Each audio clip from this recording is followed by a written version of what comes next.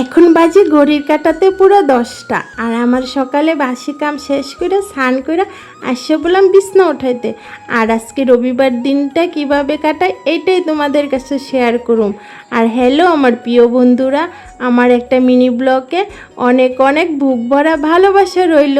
আর তোমরা যদি আমার পুরো ভিডিওটা দেখে যদি ভালো লাগে তো একটা সুন্দর কমেন্ট করে যাও। আর এখনে দেখো বিছনার বেডকভারটা চেঞ্জ করতেছি। আর গরমের দিন তো দুদিন পরে পরে চেঞ্জ না করলে একদম ভালো লাগে না। আর প্রথমে আজকে তো রবিবার, তো আজকে তো রান্না বান্না আছে বেশি। আর এর মধ্যে শাশুড়ি মাও ঘরে নেই, সব আমার একলা হাতে করতে লাগবে। এর আগে আমি বিছনা সব গুছাইয়া পরে রান্না করে যাবো। আর দেখো আমি ঘরটা গুছাইছি, কত ভালো লাগতেছে। এখনে নিশ্চিন্তা মনে রান্নাঘরে গিয়ে রান্না রেডি করুম। আর এদিকে আগে দেখে নিলাম কারেন্ট আছে নাকি। চিকেন আনলো আমার হাজব্যান্ডে, এখন চিকেন বানাবো। আর ঘরে কেউই নেই জানো, আমার শাশুড়ি মাও নাই, আমার ছেলেও নাই, সবাই গিয়েছে আমার দেওয়ার ঘরে। তো আজকে আমি আর আমার হাজব্যান্ডই আছি।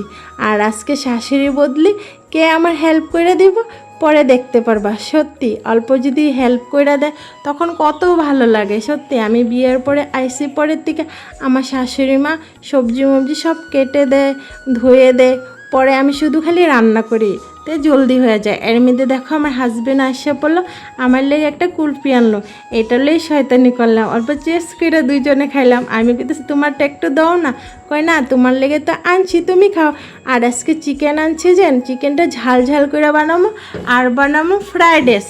আর দেখো আমার হেল্প করার মানুষ তো একজন গেছে, দেখে কী হয়েছে, আরেকজন তো আছে আমার হাজব্যান্ডের কইলাম অল্প কাজু বাদামগুলো খুললা দাও, সুন্দর করে খুললা দিল।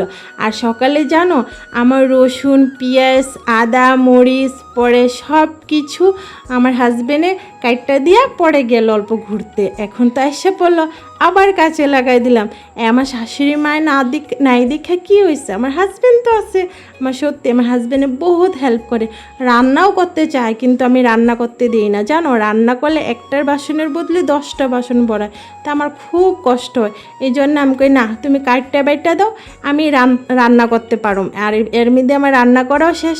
আর আমার মতন কে আছে রান্না বান্না শেষ হইলে পরে অল্প স্নান করতে লাগে। সত্যি আমার যদি রান্না বান্না শেষ করে সব কিছু পরিষ্কার করে স্নান না করলে একদম ভালো লাগে না জানো।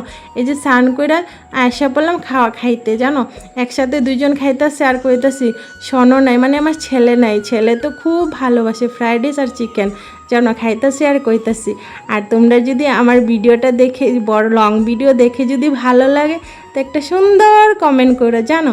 তোমাদের জন্য আমি লং ভিডিও করতেছি জানো, কি বলবো কি না আমি কিছুই খুঁজে পাই না জানো। আর রোজ দিন তো একটাই কাজ, কিন্তু তবু তোমরা যদি ভালোবাসো তো আমি দিতে চেষ্টা করুম। সত্যি তোমরা তো খুব খুব ভালোবাসা দিতেছো আমার লং ভিডিও, তো এই জন্যে তোমাদের জন্য আমি লং ভিডিও শুরু করলাম। দেখো খাওয়া দাওয়া শেষ হয়ে গেল। আর মেয়েদের তো কাজ তো কোনো দিন শেষই হয় না। খাওয়া দাওয়া শেষ হওয়ার পরে বাসন ধোয়া। আর দেখো গরমের দিন তো জল না হলে হয় না। এ দেখো জল বোতলের পরে বোতল দিতেই আসি, জল তো একটু পরেই শেষ হয়ে